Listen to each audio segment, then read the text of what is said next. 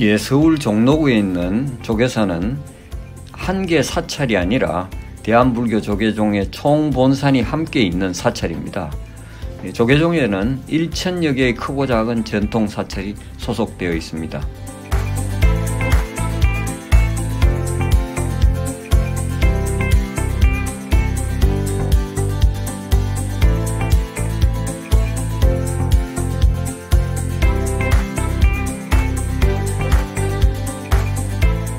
예, 조계사의 사천왕은 다른 절보다는 상당히 특이합니다.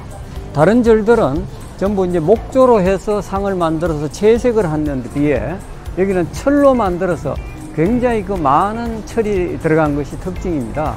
그 들고 있는 형상이 무엇냐에 따라 가지고 그 사천왕의 이름이 지국천왕이냐, 다문천왕이냐, 중장천왕이냐, 광목천왕이냐 이렇게 부르고 있습니다. 그리고 사천왕은 보금을 들고 있을 때 그 동쪽을 지키는 지국천왕이고 북쪽에 있는 다문천왕은 비파를 들고 있습니다. 그 다음에 남쪽에 있는 중장천왕은 용과 여의주를 들고 있고 그 다음에 서쪽에는 그 보탑을 들고 있는 광목천왕입니다. 사천왕이 밟고 있는 발 아래를 봐야 됩니다. 조계사는 그 발 아래에 그 악귀들을 밟고 있는 형상이 대리석으로 만들어져 있습니다. 전국 사찰에는 유일하게 조계사에서 볼 수 있는 현상입니다.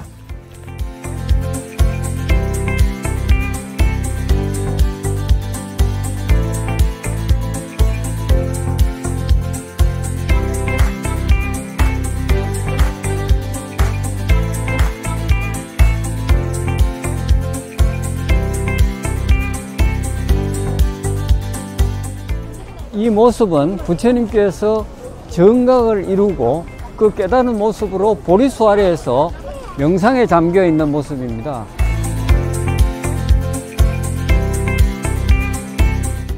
예, 이 모습은 부처님께서 태어나서 사방을 7걸음씩 걸으면서 천상천하 유아독존, 하늘 위와 하늘 아래에 내가 가장 존귀하다, 삼계계고 아당한지 일체의 그 어려움과 고통을 내가 다 없애주리라 라고 선언하는 그 모습입니다. 그래서 손가락을 하나는 하늘로 하나는 땅으로 하고 있는 모습입니다. 이 아기 부처님의 모습은 부처님 오신 날 전국의 사찰에서 관욕, 아기 부처님 이마에 물을 붓는 의식을 할 때 볼 수 있는 그런 모습입니다. 예, 이 백송은 우리나라에 14개밖에 없는 백송 중에 하나입니다. 이 14개 중에서 반 이상이 서울 사대문 장안에 있습니다. 이건 중국에서 사신들이 가거나 이 중국과 무역하는 분들이 백송을 가져온 걸로 알고 수령이 약 한 400년에서 500년 정도가 되는 백송입니다. 이 백송의 특징이 오른쪽 법당 반대쪽으로는 가지가 뻗지 않는데 왼쪽으로 법당 쪽으로 가지를 뻗고 있다는 게 아주 특징입니다.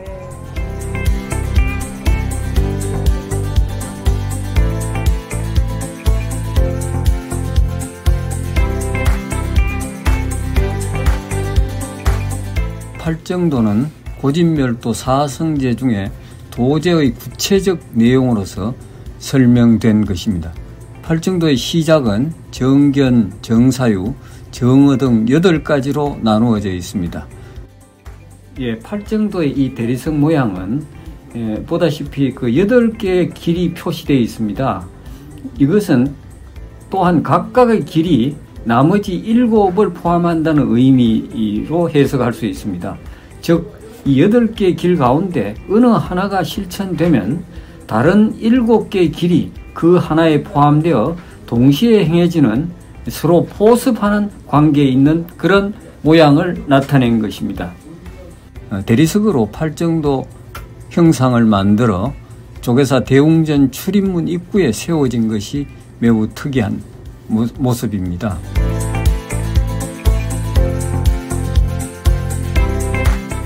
조계사의 석등은 일반 사찰과는 다른 모습으로 세워져 있습니다. 보통 사찰에는 가람 배치의 정석같이 대웅전 앞에 양쪽으로 서 있습니다. 그러나 조계사는 대웅전을 둘러싸면서 네 곳에 웅장하게 서 있는 것이 특징입니다.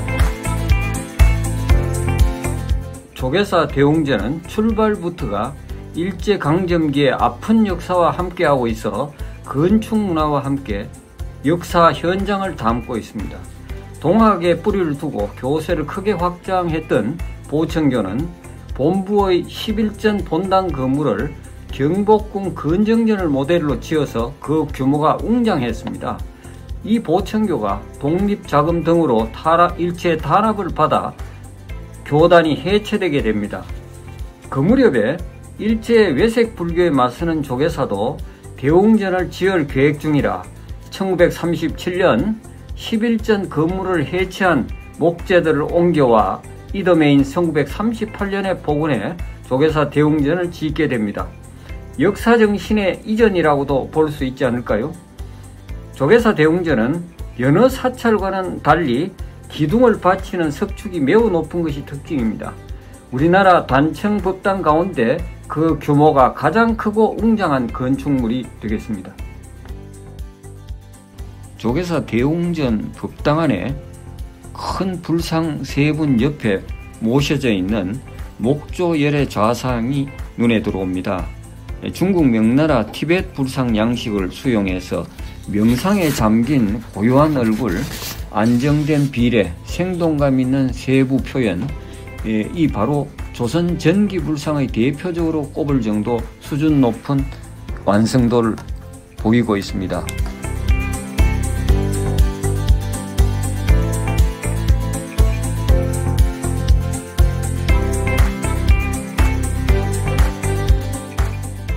조계사의 또 하나 특징은 대웅전 바깥 벽에 벽화가 부처님 일생을 묘사한 것이 30장의 그림으로 그려져 있습니다.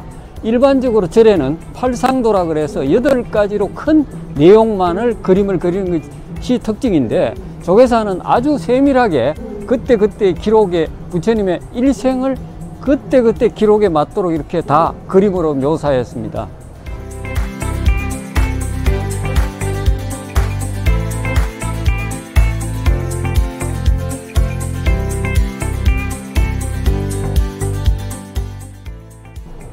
부처님께서 가피라 왕국에 사셨지만은 부처님이 태어나고 나서 얼마 있지 않아서 어머니 마야 부인께서 돌아가심으로써 삶에 대한 굉장한 회의를 느끼면서 여러 가지로 정관왕인 아버지 정관왕에게 이 마음을 아프게 했습니다. 그래서 이 사실을 한 정관왕이 왕궁에만 있지 말고 그 바깥 세상을 구경하라는 그러한 신하들의 권유를 받아들이고 그렇게 하는 것이 옆에 사문유관이라고 해서 4가지 왕문을 통해 가지고 바깥 세상을 구경하는 대목입니다.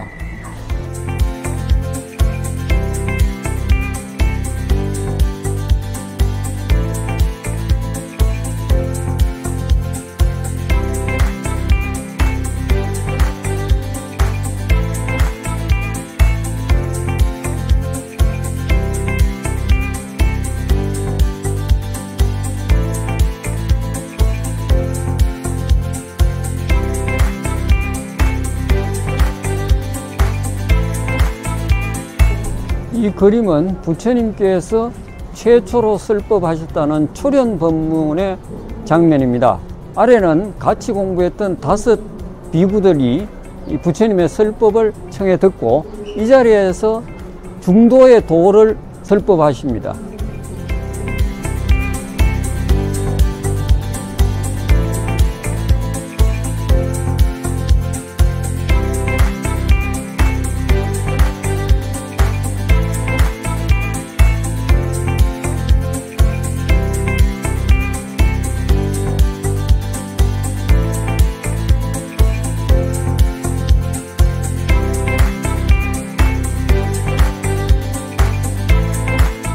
조계사 경내에는 우뚝 솟은 팔각 10층 부처님 진신 사리탑이 눈길을 끌고 있습니다. 이 사리탑에는 태국 왕실에서 모셔온 진신 사리가 있습니다. 탑 아래 기단을 보면은 3단부로 되어 있는데 맨 위에 8열애상 서가모니, 아미타불 이런 등의 8분의 부처님을 조각해 놓고 그 아래에는 8대 보살상입니다. 문수 보살, 보현 보살 등 이런 8분의 보살상을 조각해 놓고 맨 아래에는 8부 신중상이 있습니다. 야차, 건달과 같은 이 불국 정토를 수호하는 그 신들을 조각해 놓고 있는 것이 이색적입니다.